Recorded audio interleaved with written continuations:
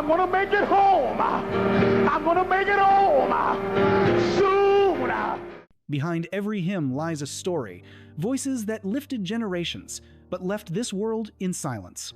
They weren't just singers, they were legends. Today, we uncover 15 gospel giants whose quiet departures still echo through every church pew and every Sunday song. If Berenice was survival, LaShun was redemption. With her electrifying range and soul-piercing delivery, LaShun Pace turned every song into a testimony. And the reason I know what it'll do, Her iconic rendition of I Know I've Been Changed didn't just entertain, it became a lifeline for people clawing their way out of darkness. When she sang, you didn't just hear notes, you felt heaven brushing close. But LaShun's personal journey was steeped in heartbreak. Years of battling kidney disease drained her body. The devastating loss of her daughter shattered her heart. Yet, on stage, none of that pain diminished her anointing. Her voice could rise with thunderous conviction and then descend into whispers so tender they felt like God leaning down to comfort you himself. Is that right? Yes. How does a stick work in concert with the... When she passed in 2022, the gospel world wept. But her story didn't end with her death. LaShun Pace left behind a testimony carved in melody, that even in the face of grief and suffering, you can still sing of victory. They called him the Godfather of Gospel. Reverend Timothy Wright wasn't just a singer or songwriter, he was a commander of worship. He stood before choirs like a general before his army, and when he lifted his hands, voices rose like a wave of thunder. Songs like Jesus, Jesus, Jesus weren't mere performances, they were altar calls, summoning people to lay down their burdens and rise in praise. But his life was marked by an unspeakable tragedy. In 2008, a horrific head-on collision claimed the lives of his wife and grandson. Reverend Wright fought valiantly in the hospital, his congregation and the gospel community rallying in prayer. But after months of struggle, his injuries proved fatal. He passed in 2009, leaving an aching void in gospel music. Healer, healer, healer. Even so, his influence didn't die. His arrangements, his conviction, his unrelenting passion still echo in choirs across the globe. Every time a choir belts out a song with unshakable conviction, Timothy Wright's spirit is present. Thomas Whitfield was known as the maestro, and rightfully so. His genius reshaped gospel music, transforming choir arrangements into living, breathing works of art. With songs like Hallelujah Anyhow and I Shall Wear a Crown, he brought a sophistication and depth that elevated gospel into something almost symphonic. I'm gonna make it home. I'm gonna make it home soon. Whitfield's life, however, was a battle. Chronic health problems plagued him, yet he refused to bow to illness. Instead, he poured every ounce of strength into his music, crafting harmonies that continue to serve as blueprints for choir directors even today. His death at only 38 was devastating, a bright flame snuffed out far too soon. But in the world of gospel, his influence remains eternal. Every layered harmony, every intricate arrangement sung today owes something to Whitfield's touch. His life was short, but his brilliance is immortal. Dottie Rambo wasn't just a singer, she was gospel's poet laureate. With over 2,000 songs to her name, she gave language to the brokenhearted and music to the weary. Her compositions like I Go to the Rock became anthems of comfort, reminding people that no matter the storm, faith could carry them through. Her life, however, was steeped in suffering. From childhood abuse to ongoing physical pain, from marital struggles to personal heartbreak, she endured what might have crushed anyone else. But instead of retreating, she pressed forward. She drove from revival to revival, bringing her music to anyone in need of hope. Her death came as poetically as her life had been lived in service. In 2008, she was killed in a tragic bus accident while still on the road, still pouring herself out for others. Fame was never her pursuit. Souls were. And even decades later, Dottie's songs remain a refuge for the broken, echoing like whispers of grace across time. Reverend James Moore was a man whose voice carried both thunder and balm. With songs like It's Good to Know Jesus, he transformed worship into an otherworldly encounter. There is a name I love to hear. His singing didn't just move people, it lifted them into realms of glory. His ability to shift from explosive power to tender intimacy made him one of gospel's most beloved voices. But behind the pulpit and the microphone, Moore's life was marked by suffering. Diabetes ravaged his body, stealing his strength and mobility. Yet even as his body weakened, his spirit only grew stronger. Seated in a wheelchair, he sang with a force that rattled sanctuaries and reminded believers that the flesh may fail, but the anointing is eternal. When he passed in 2000 at only 44, it felt like gospel had lost one of its mightiest generals far too soon.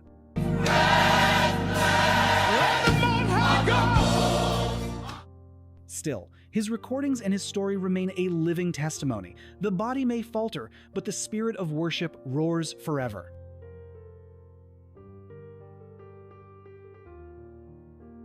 When Inez Andrews opened her mouth to sing, everything else stopped. Known as the High Priestess of Gospel, she was a towering voice in the caravans, one of the most legendary gospel groups in history.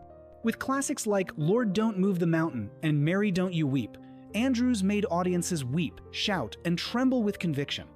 Her gift was more than vocal power. It was a spiritual authority that turned songs into sermons. She embodied the soul of traditional gospel, carrying its raw, emotional fire with unmatched passion. Andrews passed away in 2012 at 83 years old. Though her death received little notice in mainstream headlines, churches across America and beyond felt the earth shift. For those who had grown under the shadow of her sound, her passing was like losing a matriarch of faith. Albertina Walker didn't just sing gospel, she defined it. Known as the Queen of Gospel, she was both a performer and a nurturer of talent. She mentored future legends such as Shirley Caesar and James Cleveland, shaping the very fabric of modern gospel music. Walker's voice was commanding yet tender, able to deliver both rebuke and comfort in a single phrase. She never sought to dilute gospel for fame or commercial success. Instead, she stood as a guardian of the sacred tradition, ensuring the music remained ministry first, entertainment second. When she passed in 2010 at 81, gospel music lost its queen.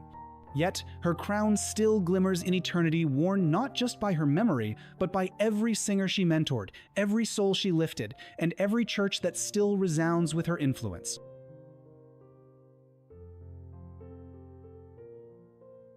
Jesse Dixon was gospel's ambassador to the world. Born in Chicago, he carried the city's gospel fire into arenas across the globe. His voice, smooth, powerful, and deeply emotive, broke barriers.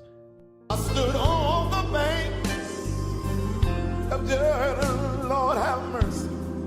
When he collaborated with Paul Simon in the 1972nd and 1982nd, Dixon introduced gospel to audiences who had never set foot inside a black church. Yet, fame never changed him. He remained humble, rooted in faith, and unwavering in his mission. Dixon understood that gospel wasn't meant to stay confined to church pews, it was meant for the world. In 2011, after a battle with cancer, Dixon passed away. The loss was deeply felt, not only in the gospel community, but across the international stages he helped open.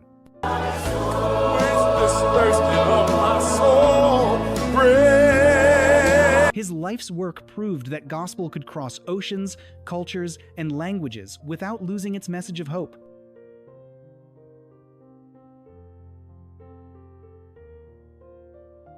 Mattie Moss Clark was more than a choir director. She was an architect of modern gospel.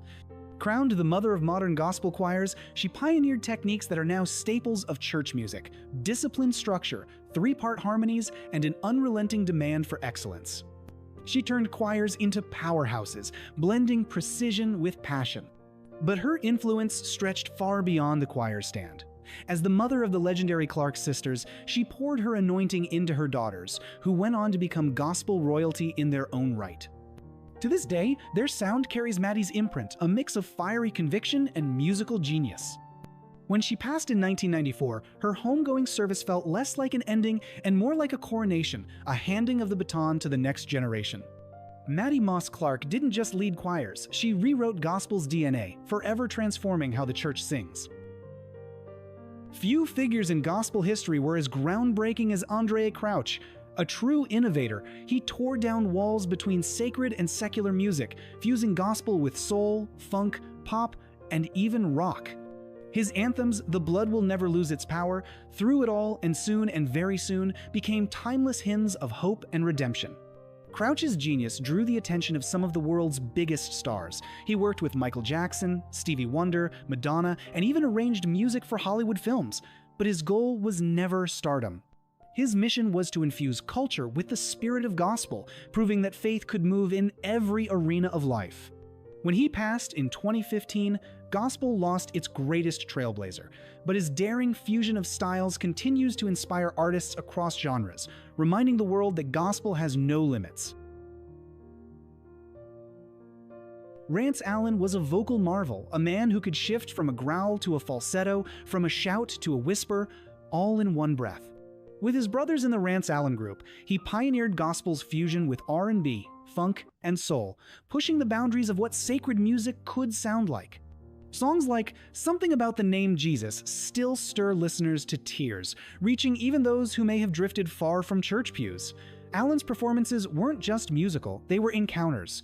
His voice was an instrument of joy, conviction, and testimony all at once. When he passed in 2020, at the age of 71, the gospel community mourned deeply. Yet, every worship leader who dares to blend genres and every believer who cries out that name carries Rance Allen's legacy forward.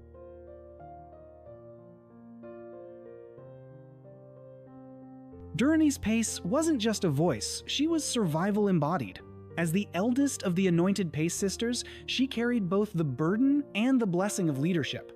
Her life read like a testimony of endurance, from childhood abuse that left invisible scars to being poisoned as an adult, to a devastating cancer diagnosis where doctors gave her only months to live. Most people would have surrendered, but Durranice looked illness and despair in the face and declared, "I'm still here." Her voice was unlike any other. It wasn't polished perfection, it was raw, trembling, drenched in power. When she sang, living rooms turned into sanctuaries, church pews became altars, and even shaky cell phone videos of her performances brought strangers to tears. She wasn't chasing awards or charts. She was offering her pain, her survival, her faith as living proof that miracles still exist. Durranice left no glittering trophies behind, but what she did leave was far greater, a legacy of resilience carved into gospel history. She became a reminder that faith can outlast even the harshest prognosis.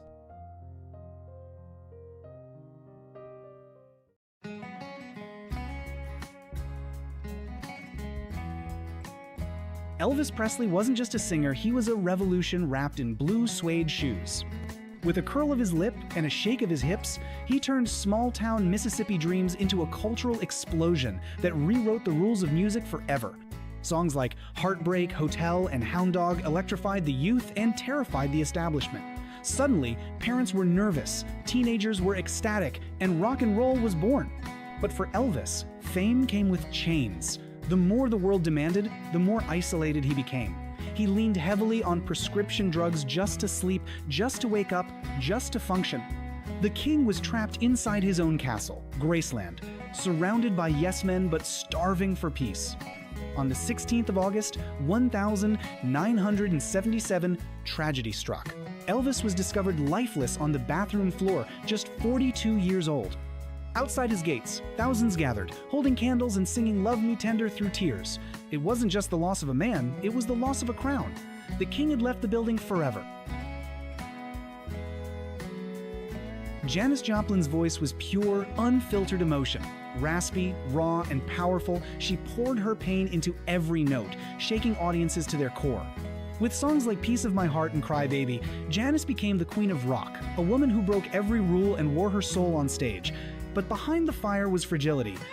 Her struggles with heroin and alcohol were no secret, and on the 4th of October, 1970, Janis was found dead in her Los Angeles hotel room after an overdose. She was only 27. The woman who had screamed her truth into microphones around the world left in silence, another soul lost to the 27 Club. Jimi Hendrix redefined music forever. With his guitar, he could summon thunder, whispers, and the very voice of God. His performance at Woodstock in 1969, shredding the national anthem into a scream of protest, remains one of the most iconic moments in music history. But even gods fall. On the 18th of September, 1970, in London, Jimmy choked to death after mixing wine with sleeping pills. He was just 27. The man who could make 6 strings sound like eternity was silenced. Jimmy didn't just play the guitar, he became one with it. And when he died, the world lost not just a guitarist, but perhaps the greatest musical innovator of all time.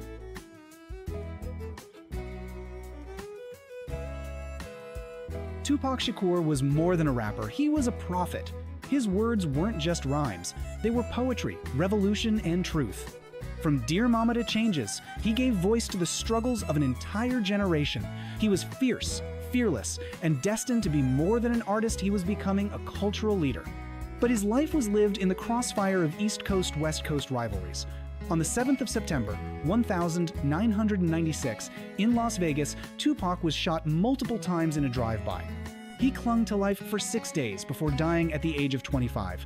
His murder remains unsolved.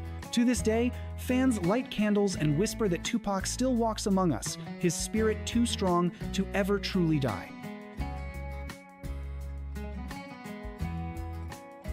Christopher Wallace, Biggie Smalls. The notorious Big was the East Coast king of hip-hop. His flow was smooth, his lyrics sharp, and his storytelling unmatched. With Ready to Die and Life After Death, he became a legend while still in his 20s. He and Tupac were the twin giants of rap, 2 men destined to change the world. But 6 months after Tupac's death, tragedy struck again. On the 9th of March, 1997, after leaving a party in Los Angeles, Biggie was gunned down in a drive-by shooting. He was just 24. His murder, like Tupac's, remains unsolved. Together, their deaths left hip-hop scarred forever. They were supposed to carry the culture forward, yet instead, they became martyrs, immortalized in beats and rhymes that will never fade.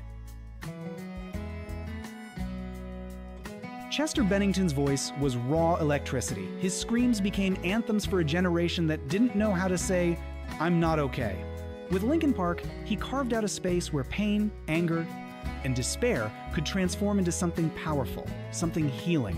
Songs like Numb and In the End weren't just hits, they were lifelines. Millions clung to his lyrics as proof they weren't alone. But while Chester gave strength to others, he carried storms of his own. He struggled with addiction, childhood trauma, and depression that refused to let go. On the 20th of July, 2017, what would have been his close friend Chris Cornell's birthday, Chester lost his battle. He was only 41. The world was shattered. Fans filled stadiums not for concerts, but for candlelight vigils. Together, they sang his words back into the night, voices breaking on the very songs that once saved them. Chester's death wasn't just the loss of a frontman, it was the loss of a voice that understood our darkest thoughts and turned them into music that gave us hope.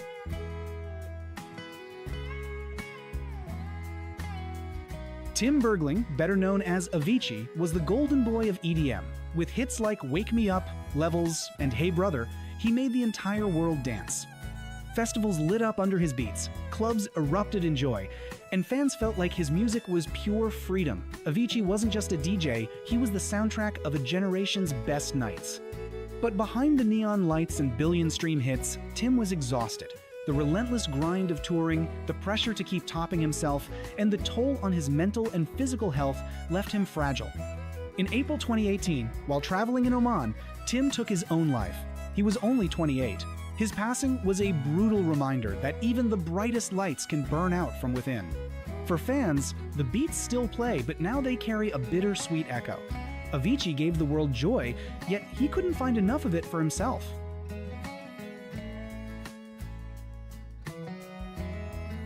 Freddie Mercury wasn't just a rock star, he was a phenomenon.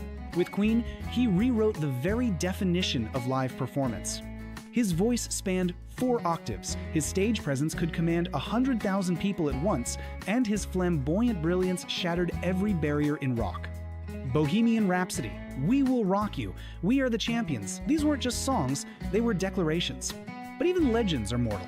In the 1982nd, Freddie was diagnosed with AIDS. For years, he kept it private, choosing to suffer in silence rather than let the world watch him fade.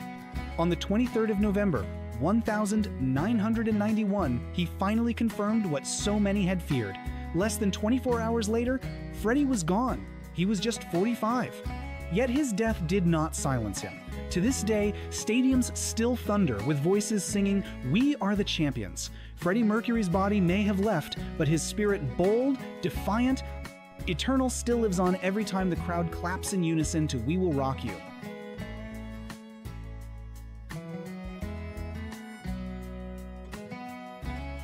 Selena Quintanilla was more than a singer, she was hope.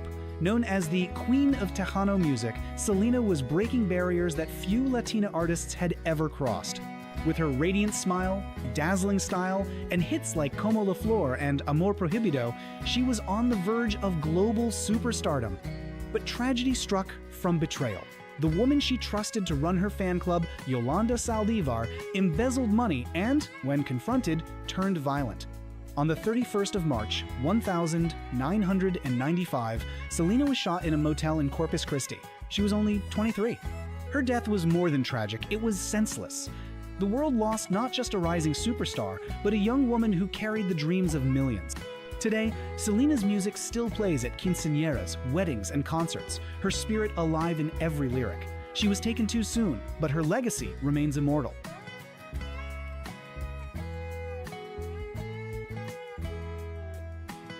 John Lennon was more than a Beatle, he was a dreamer who believed music could change the world. With songs like Imagine and Give Peace a Chance, he gave voice to the ideals of love, hope, and peace. Even after the Beatles, John continued to push boundaries, living openly as an artist, activist, and father. But on the 8th of December, 1980, the dream ended. Outside his New York City apartment, the Dakota, John was shot 4 times by a deranged fan. Yoko Ono cradled him as he died at just 40 years old. The man who sang of peace and love was taken by violence. The world went silent. Crowds gathered in Central Park, holding candles and singing Imagine. To this day, people still make pilgrimages to the Strawberry Fields Memorial. John Lennon is gone, but his dream that one day the world will live as one still lingers in every note of his music.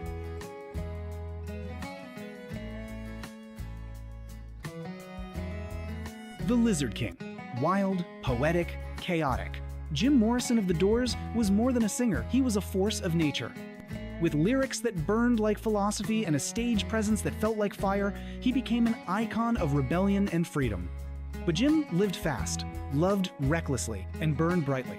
On the 3rd of July, 1971, in Paris, his body finally gave out. He was found lifeless in a bathtub. Officially, the cause was listed as heart failure, but drugs and alcohol were suspected. No autopsy was ever performed. To this day, his death remains wrapped in mystery. Jim Morrison was just 27. Another member of the infamous 27 Club, leaving behind a legacy of passion, chaos, and unanswered questions. If Elvis was the king of rock, Michael Jackson was the king of pop, maybe even the king of entertainment itself. From the moment he moonwalked across the stage, he became unstoppable. His album Thriller remains the best-selling record of all time, and his music videos turned MTV into a global phenomenon. Michael didn't just perform, he transcended. He became a symbol of unity, bringing together fans across race, language, and borders. But stardom came at a devastating price. Michael's childhood was consumed by rehearsals, fame, and the iron fist of his father.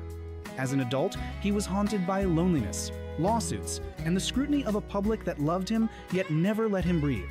By 2009, he was preparing for a monumental comeback tour, This Is It. The world was ready to celebrate him again.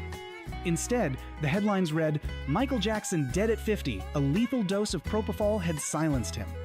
Across every continent, fans cried in the streets, blasting his songs, dancing through heartbreak.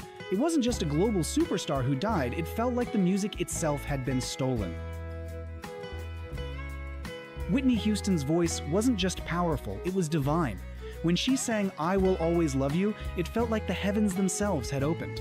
She had the kind of vocal magic that gave people goosebumps, lifted broken hearts, and defined entire generations of love and loss.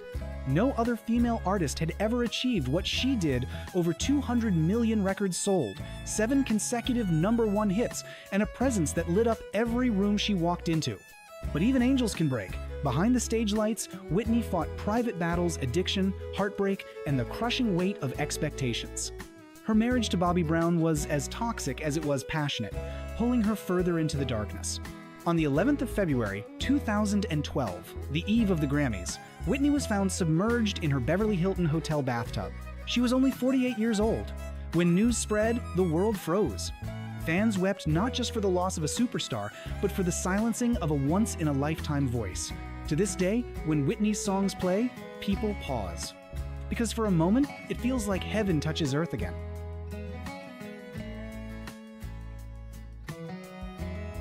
Kurt Cobain never asked to be a rock god. He was a shy kid from Aberdeen, Washington, who simply wanted to make raw, honest music. But Nirvana changed everything. With Smells Like Teen Spirit, Kurt became the reluctant voice of Generation X, a symbol of rebellion and authenticity in a world drowning in commercialism. Yet fame suffocated him.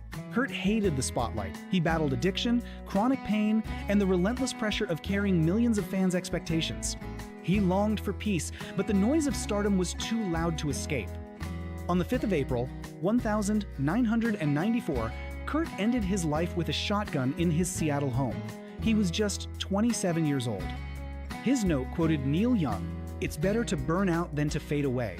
Fans across the globe were shattered. Many still whisper, "What if he had stayed?"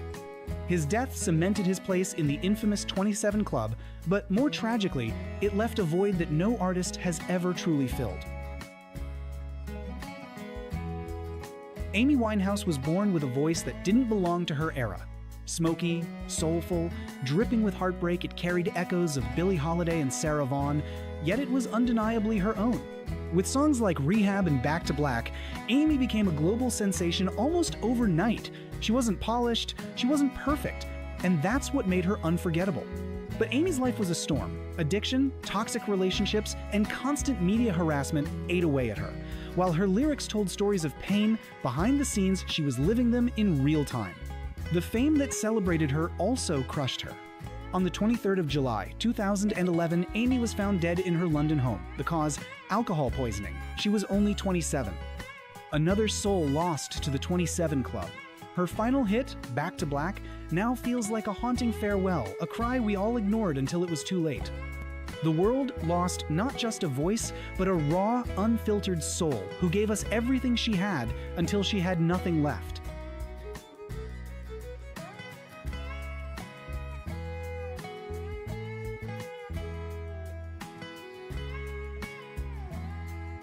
Few songs capture pop innocence as perfectly as Pilot's Magic.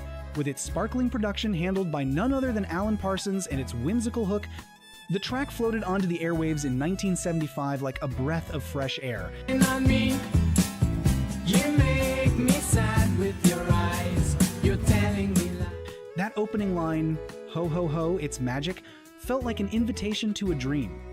The song reached number 5 on the Billboard Hot 100 and made Pilot look like the next great pop act. But the follow-ups didn't land, and the band quietly unraveled. Members slid into session work, with some eventually collaborating with bands like Alan Parsons Project and even Elton John. Meanwhile, magic never left. It reappeared in commercials, movie soundtracks, and even Disney ads, its optimistic shimmer making it a perennial favorite. Pilot may have vanished, but their one song still sparkles like starlight in pop culture. It's magic. No one dominated 1,979 like The Knack. Their debut single, My Sharona, hit with the swagger of a new Beatles moment, cocky, fast, and driven by that unforgettable stuttered hook. Written by frontman Doug Feger for his teenage girlfriend Sharona Alperin, the track captured obsession, lust, and the energy of youth in a way that resonated instantly. It spent 6 weeks at number 1 on Billboard and became the fastest-selling debut single since the Beatles. But what goes up fast can come down even faster. Critics turned on The Knack, accusing them of arrogance and overhype. Their follow-up material fell flat, and the backlash was so intense that the music industry coined a new term for their crash and burn: getting knacked. groovy, funky, and impossibly catchy Come and Get Your Love wasn't just a hit, it was a cultural milestone. The track climbed to number 5 on the Billboard Hot 100 Inches 1,974, then found new life decades later when it blasted through the opening scene of Guardians of the Galaxy. But Redbone was more than a one-hit wonder, they were pioneers. Founded by brothers Pat and Lolly Vegas, Redbone was one of the very first Native American rock bands to break into the mainstream. With roots in Yaqui, Shoshone, and Mexican heritage, the Vegas brothers infused their music with cultural pride and political commentary. Their earlier track, We Were All Wounded at Wounded Knee, was outright banned in the US for its raw look at Native history. But Come and Get Your Love slipped through the cracks, a joyful celebration wrapped in funky rhythms. Though they never matched the same commercial success again, Redbone's legacy was never just about chart positions. They gave Native voices a place in rock history, and that, in itself, was revolutionary. Few songs have made the world weep the way Seasons in the Sun did. Adapted from Jacques Brel's French original, with softer lyrics penned by poet Rod McKeown, the Canadian singer Terry Jacks created a farewell ballad that touched millions. Selling more than 14 million copies worldwide, it became one of the biggest global hits of the decade.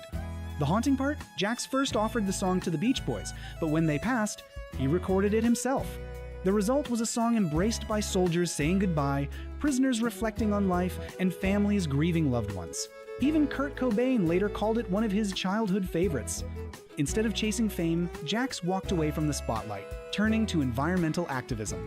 He left behind one of the most heart-wrenching goodbyes in pop music history, a reminder that sometimes one song is enough to leave an eternal mark.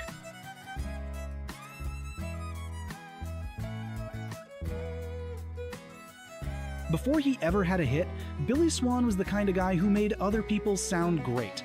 He wrote songs for the likes of Conway Twitty, played bass for Chris Christopherson, and worked behind the scenes as a studio hand and road manager. Then one day, he bought a beat-up $40 Farfisa organ, and with it came the song that would define his life. I Can Help was lighthearted and playful, with a groove that felt effortless. Released in 1974, it rocketed to number 1 on the Billboard Hot 100 and stayed there for 2 weeks. Even more impressive, it went international topping charts in 15 countries. The song was so irresistible that even Elvis Presley added it to his repertoire, performing it live and recording a version just months before his death. Swan never managed to follow it up with another smash, but he didn't need to. That one joyful track proved that sometimes the stars align just once, and if you're lucky, once is enough to last a lifetime. If rock and roll had a hymn book, Spirit in the Sky would be on the first page. With its fuzzed-out guitars, foot-stomping rhythm, and booming gospel choir, the song was unlike anything else when it dropped in 1970.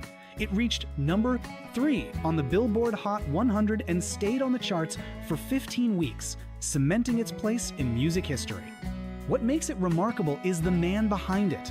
Norman Greenbaum, a Jewish singer-songwriter from Massachusetts, openly admitted he had never even read the New Testament.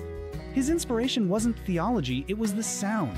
He thought a gospel-flavored song about the afterlife paired with gritty distortion would just work, and it did, better than he ever imagined.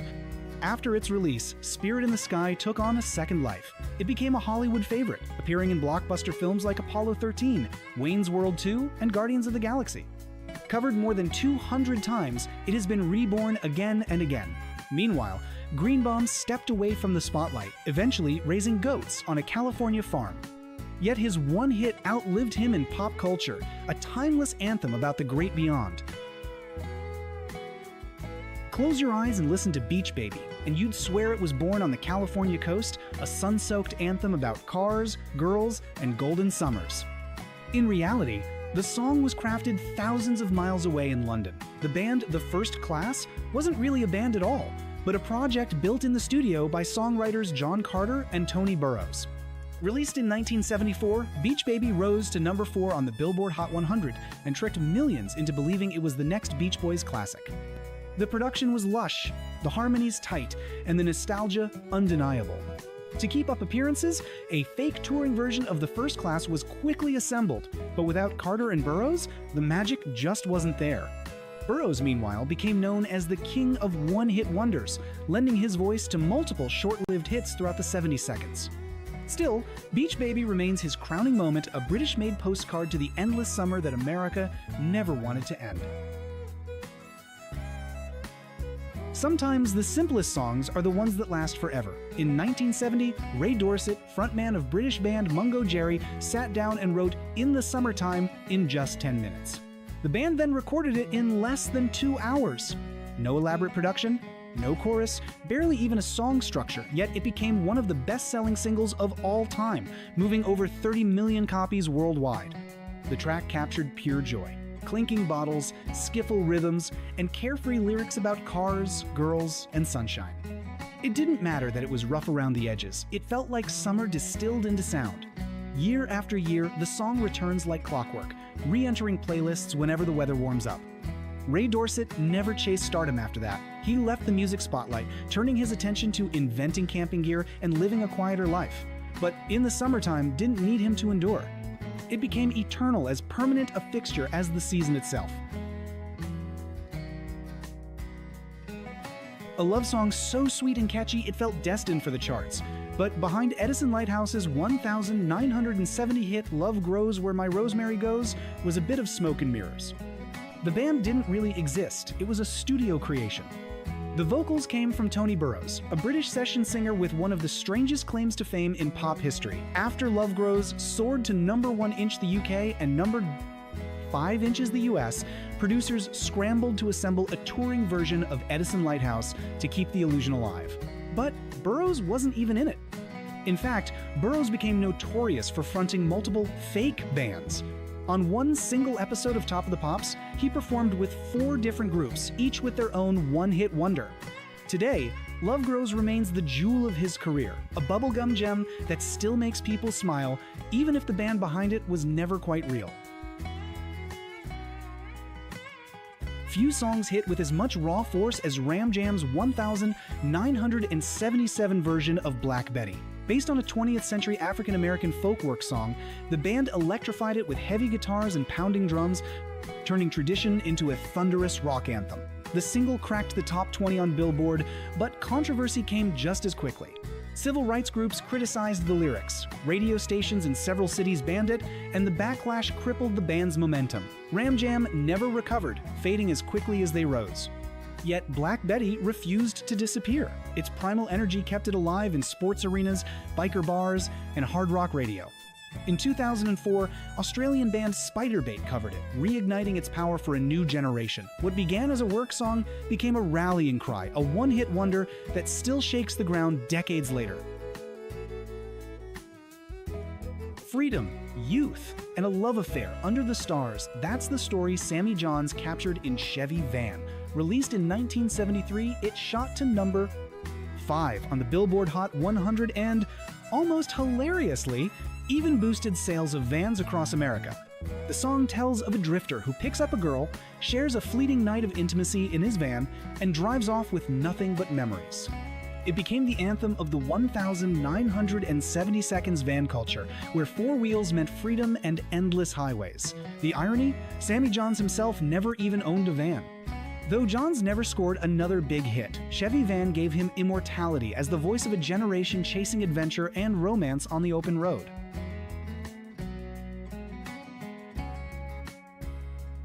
Nobody expected Vicki Lawrence, a young comedic sidekick on The Carol Burnett Show, to suddenly deliver one of the decade's most chilling story songs.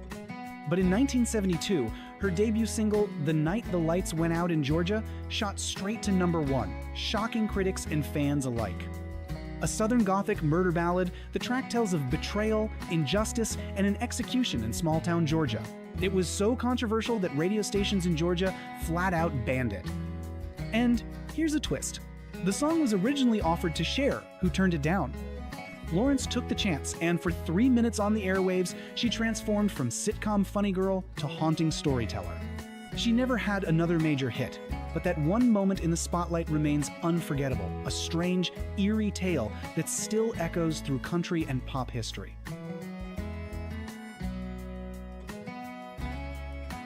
Soft as summer air, playful as a night breeze, Moonlight Feels Right was unlike anything else on the radio in 1976.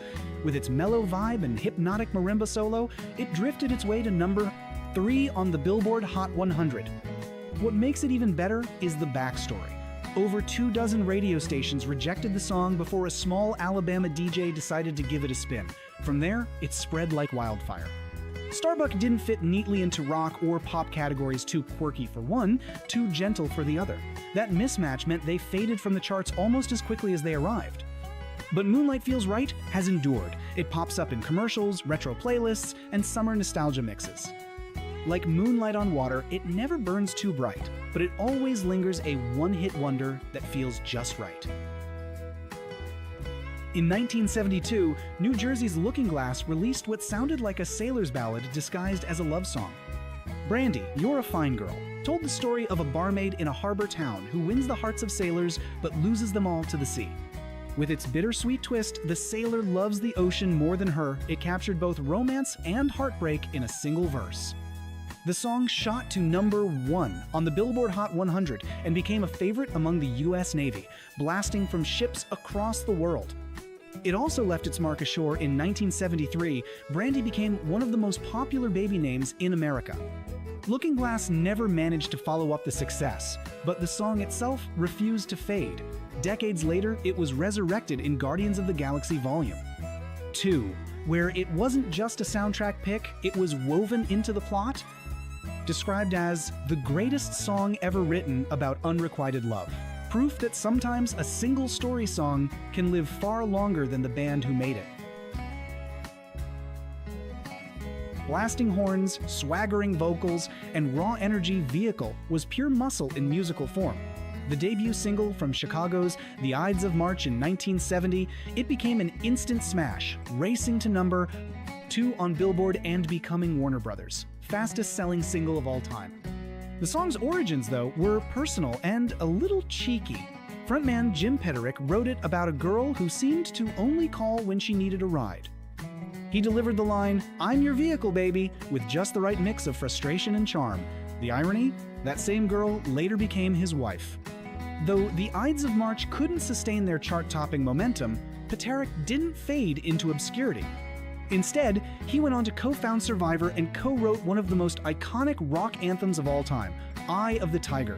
In hindsight, Vehicle wasn't just a one-hit wonder. It was the first step in the journey of a man destined to leave an even bigger mark on rock history.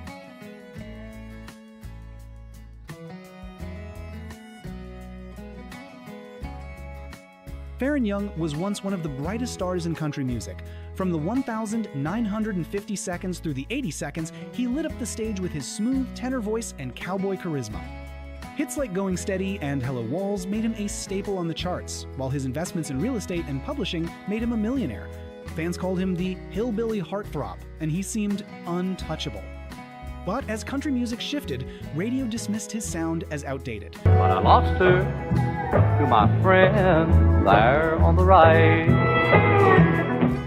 The very stations that had once made him a household name now turned their backs. His fortune dwindled, his health declined, and his personal demons grew heavier. By the mid-1,990 seconds, Faron was isolated, bitter, and financially broken. In December 1996, unable to cope with the loneliness and loss, he took his own life. It was a heartbreaking end for a man who had once been country royalty.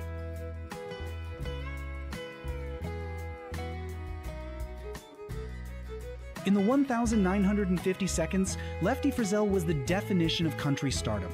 With classics like If You've Got the Money, I've Got the Time, he became an icon of the honky-tonk era.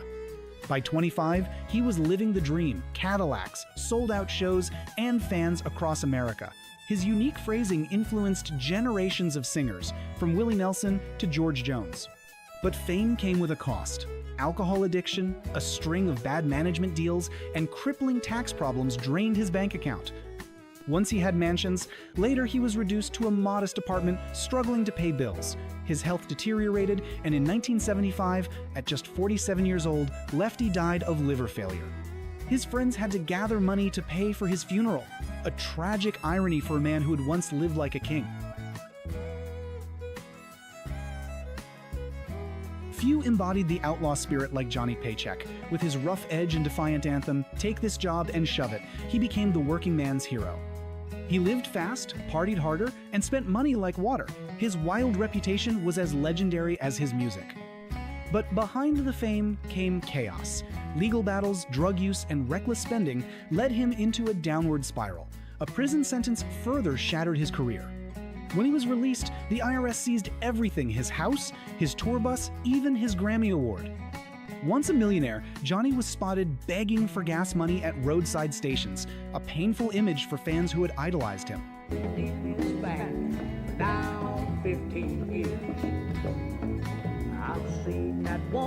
He died in 2003 at 64, his body frail and his fortune gone. A fallen outlaw who had burned too brightly.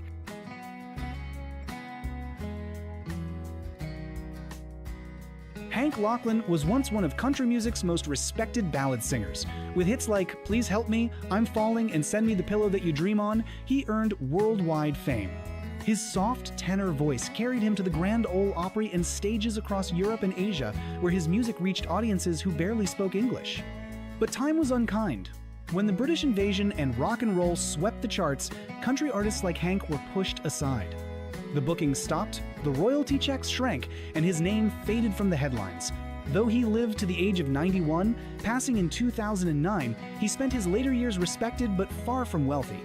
For a man whose songs once defined romance, the silence of his final decades was bittersweet. David Stringbean Aikman was beloved as a banjo-picking comedian on Hee Haw and the Grand Ole Opry. Known for his long frame and bib overalls, he brought laughter to millions. Offstage, though, Stringbean distrusted banks. He hid cash in jars and inside the walls of his rural Tennessee cabin.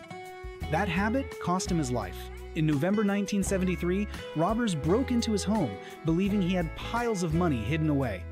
When Stringbean and his wife returned from the Opry that night, they were ambushed and murdered. The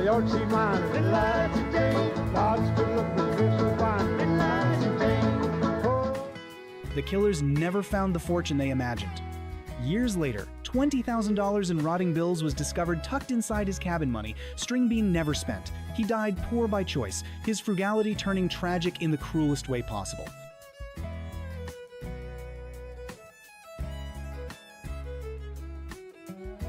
Blaze Foley was a wandering poet, a man who never quite fit the mold. Known as the duct tape messiah for patching his boots and guitar with silver tape, he embodied the ragged soul of outlaw country. His songs, like "If I Could Only Fly," carried heartbreaking beauty, but record deals slipped away and mainstream success never came. Blaze spent his life in bars, motels, and the kindness of friends, always chasing a sound that lived closer to the heart than the charts. In 1989, while defending a friend during an argument, Blaze was shot and killed at just 39 years old. Paramedics found only $30 in his pocket. Yet, his words outlived him. Artists from Merle Haggard to Willie Nelson later covered his songs, cementing his posthumous place in country history. In life, he was a drifter. In death, a legend. Hank Snow was a titan of country music. With "I've Been Everywhere" and over 140 albums, he became an international star, carrying the Grand Ole Opry's name to stages across the world. From humble beginnings in Nova Scotia, he rose to fame with a golden voice and tireless work ethic, influencing artists like Elvis Presley along the way. But behind the glittering career was betrayal. Shady managers skimmed his earnings, while even his own son manipulated his finances. Decades of royalties slipped through his fingers.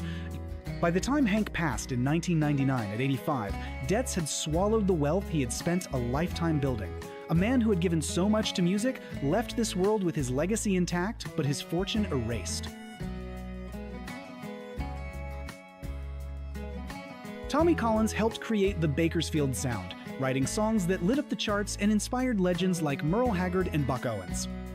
In the 1,950 seconds, he seemed destined for greatness, a songwriter's songwriter with a bright future. But demons haunted him. Severe depression and a crumbling personal life pushed him away from the spotlight. Tax troubles and mental health struggles stripped him of stability. By the 1,960 seconds, he was knocking on strangers' doors, selling Bibles just to survive, while others grew rich performing his songs. Collins eventually returned to songwriting, penning hits for George Strait and others, but the financial damage was permanent. When he died in 2000 at 69, he left behind an enduring musical fingerprint, yet almost no money to show for it. Johnny Horton was the golden boy of late negative 1,950 seconds country. With his energetic performance of the Battle of New Orleans, he won a Grammy and cemented his place as one of country's brightest rising stars. His blend of honky-tonk charm and rockabilly swagger seemed unstoppable. Then, in 1960, fate struck cruelly. Driving home after a concert, Johnny's car was hit head-on by a drunk driver. He was killed instantly at just 35 years old. The tragedy stunned fans, but worse still, his financial affairs were in shambles. His insurance policies hadn't been updated, leaving his widow destitute. Even as Johnny's records soared on the radio, his family struggled to survive. His songs lived forever, but the man behind them left this world with nothing.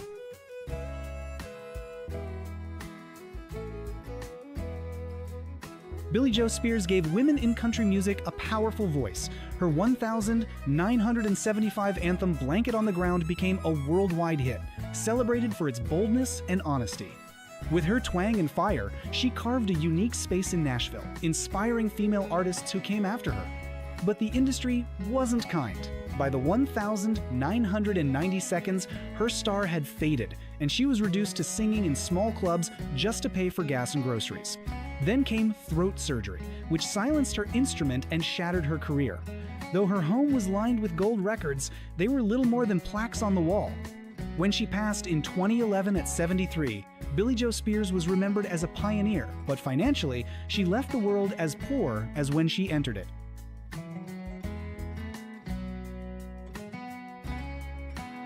Mel Street was the voice of heartbreak in the 1,970 seconds. With 13 top 20 hits like Borrowed Angel and Smoky Mountain Memories, he seemed destined to join the ranks of country's immortals. His songs carried raw emotion, resonating deeply with working-class fans. But behind the music, Mel battled demons. Depression, mounting debts, and the crushing pressures of fame grew unbearable. On the 21st of October, 1978, his 45th birthday, just hours before he was scheduled to perform, he ended his own life. His death devastated the country community. Friends organized a benefit concert to pay for his funeral expenses. Later, his posthumous Greatest Hits album sold over 400,000 copies, money he never lived to see. Mel's story was a reminder of the invisible battles so many stars fight, even at the height of success. To many, Townes Van Zandt was the greatest songwriter to ever hold a guitar. With masterpieces like Poncho and Lefty and If I Needed You, he painted portraits of loneliness, longing, and life's brutal truths. Bob Dylan and Willie Nelson hailed him as a genius, but brilliance came with a heavy cost. Struggles with bipolar disorder, shock therapy treatments, and alcoholism plagued his life. He often gave away his royalty checks, preferring a bottle of whiskey or the company of strangers over financial stability. His friends described him as both magnetic and heartbreaking, a man whose songs could silence a room even as he self-destructed. On New Year's Day, 1,997, Townes died at 52 from health complications brought on by years of abuse. His catalog lives on, but the man himself left the world penniless, a prophet never fully embraced in his own time.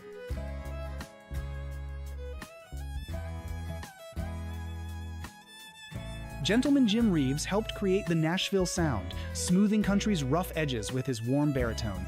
Hits like Welcome to My World and He'll Have to Go carried him from honky-tonks to international fame. He sold millions of records and became a cultural ambassador for country music. But in 1964, tragedy struck. Jim's plane crashed near Nashville, killing him instantly at just 40 years old. His untimely death shocked fans, but the greater tragedy came afterward. Unscrupulous business partners exploited his catalog, siphoning away profits. His widow, Mary Reeves, was left struggling, mortgaging their home just to survive, even as Jim's songs continued to sell worldwide. His voice still echoes through speakers today, but the fortune it generated largely lined the pockets of others.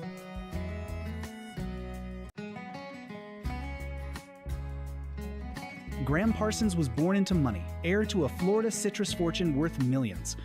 But wealth couldn't fill the emptiness inside him.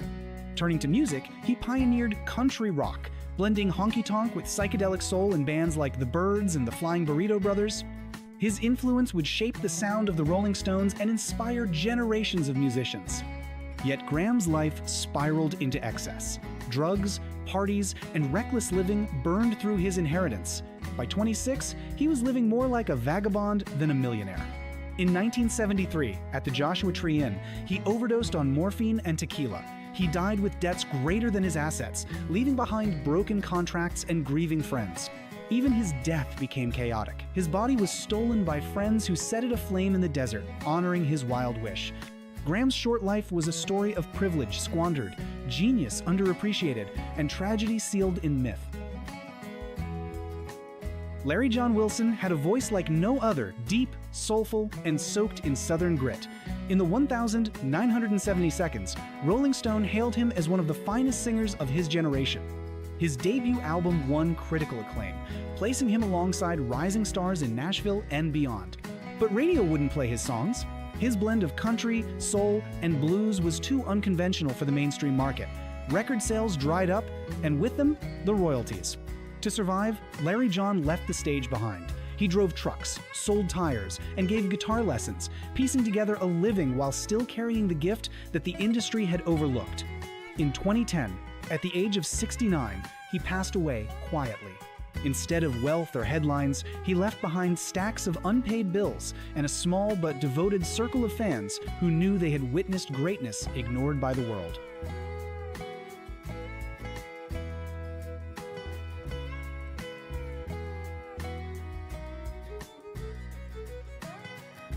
Marilyn Monroe wasn't just an actress, she was an icon of beauty, charm, and vulnerability.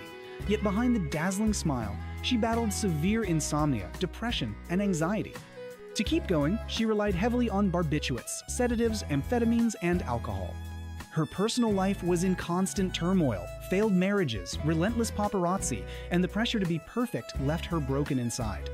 On the 4th of August, 1962, Monroe was found lifeless in her Los Angeles home at the age of 36. A mix of pills was discovered at her bedside, and her death was ruled a probable suicide. Marilyn's tragic end not only exposed the dangers of addiction, but also revealed how Hollywood's obsession with perfection can crush even its brightest star. Heath Ledger was considered one of the most gifted actors of his generation. His unforgettable portrayal of the Joker in The Dark Knight earned him a posthumous Oscar, but the role took a heavy toll on his health. Ledger admitted the intensity of the character left him sleepless and anxious. To cope, he turned to prescription medications, painkillers, anti-anxiety pills, and powerful sleeping aids. By 2007, he was reportedly surviving on just 2 hours of sleep a night. After splitting from his partner, Michelle Williams, his downward spiral worsened. On the 22nd of January, 2008, Ledger was found unconscious in his Manhattan apartment by his housekeeper and massage therapist. Emergency services could not revive him. He was just 28 years old. His toxicology report revealed 6 different prescription drugs in his system, creating a lethal cocktail.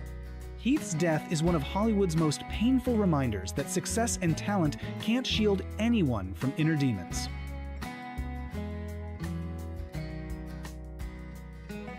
River Phoenix was hailed as the next big thing, a gifted actor whose performances in films like Stand By Me and My Own Private Idaho captivated audiences. He was admired not only for his talent, but also for his natural charisma and activism.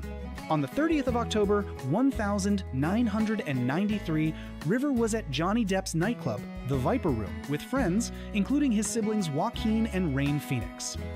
That night, he collapsed outside the club after a drug binge involving heroin and cocaine, suffering violent seizures before going into cardiac arrest. He was rushed to Cedars-Sinai Medical Center, but was pronounced dead early on Halloween morning. At only 23, River Phoenix's shocking death robbed Hollywood of a star many believed could have rivaled legends like James Dean. His passing served as a devastating warning about the unpredictability and danger of recreational drug use.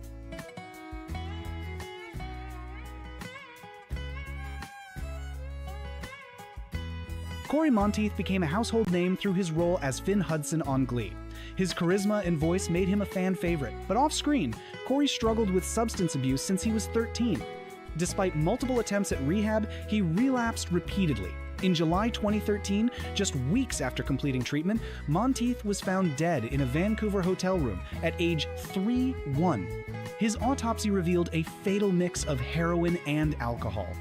Fans were devastated, as Corey's character had symbolized hope and joy. His tragic ending highlighted how relapse and lowered tolerance after rehab can make addiction even deadlier.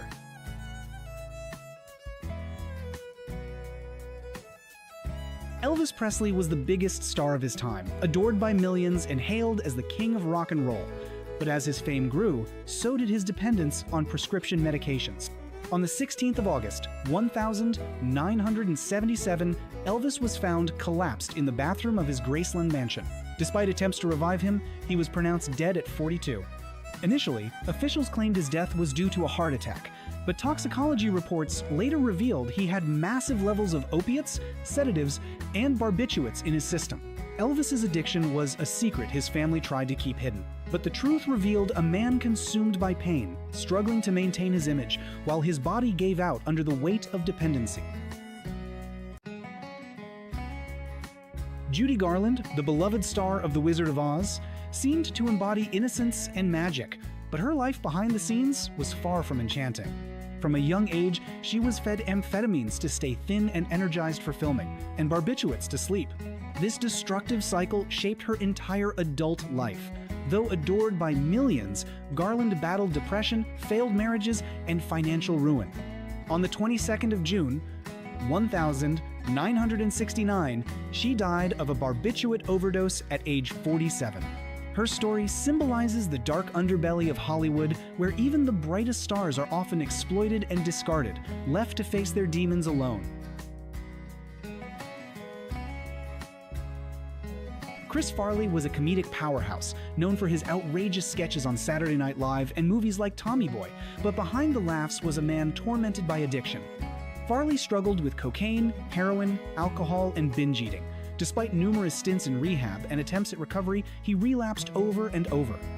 On the 18th of December, 1997, Chris was found dead in his Chicago apartment with cocaine and morphine in his system. He was just 33. Friends and fans mourned the loss of a man whose laughter lit up the world, even while he himself was consumed by darkness.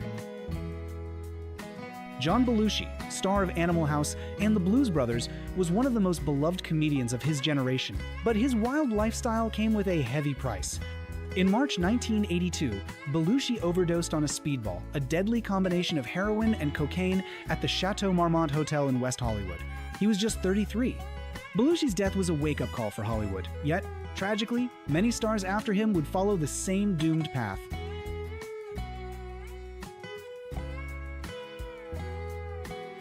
Philip Seymour Hoffman was a master of his craft. From Capote to the Master, he was celebrated for his ability to transform into complex characters. Offstage, however, Hoffman faced a personal struggle with heroin and prescription drugs. After years of sobriety, he relapsed in 2012. By the time of his death in 2014, Hoffman had returned to heavy drug use. On the 2nd of February, he was found dead in his Manhattan apartment with a syringe still in his arm. Police discovered 50 bags of heroin, along with other drugs, in his home. He was just 46. His death shook the film world, not only because of the loss of an extraordinary actor, but also because it revealed the unrelenting grip of addiction, even after years of recovery. Anna Nicole Smith captivated the world in the 1992nd with her larger-than-life personality, bombshell looks, and controversial marriage to oil tycoon J. Howard Marshall. But behind the glamorous image was a woman fighting deep emotional pain. Her drug use reportedly began after cosmetic surgery in her 20s. Over the years, she became dependent on prescription medications, including Valium, Xanax, Vicodin, and Methadone. Her chaotic life was magnified through reality television, where her erratic behavior became public spectacle. On the 8th of February, 2007, Anna Nicole Smith was discovered unconscious in her Florida hotel room.